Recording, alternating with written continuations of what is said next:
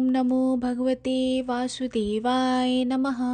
निर्जला एकादशी हिंदू धर्म में सबसे कठिन और पुण्यदायी एकादशी मानी जाती है। यह व्रत ज्येष्ठ मास के शुक्ल पक्ष की एकादशी तिथि को रखा जाता है।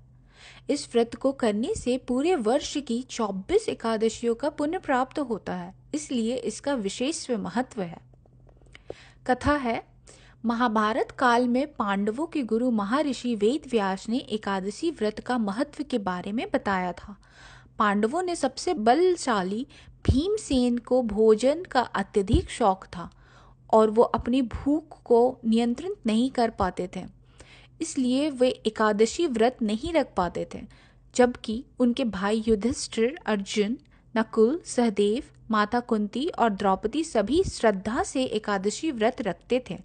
भीम को यह बात खलती थी कि वे भगवान विष्णु का व्रत नहीं कर पा रहे हैं, जिससे उन्हें पुण्य की प्राप्ति नहीं हो रही है। भीम ने अपनी समस्या महर्षि वेद व्यास को बताई। तब वेद व्यास जी ने कहा कि यदि वे पूरे वर्ष की एकादशी का पुण्य एक साथ पाना चाहते हैं तो ज्येष्ठ मास की शुक्ल पक्ष की एकादशी को निर्जला व्रत करें। इस दिन सूर्योदय से अगले दिन सूर्योदय तक बिना जल ग्रहण किए उपवास रखे।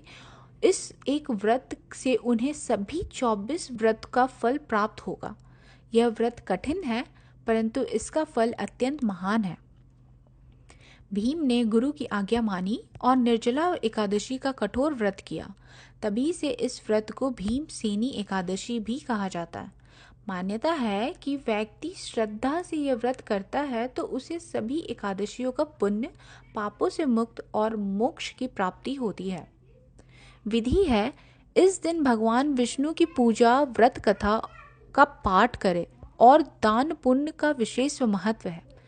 व्रती को सूर्योदय से अगले दिन सूर्योदय तक अन्न जल का त्याग करना चाहिए।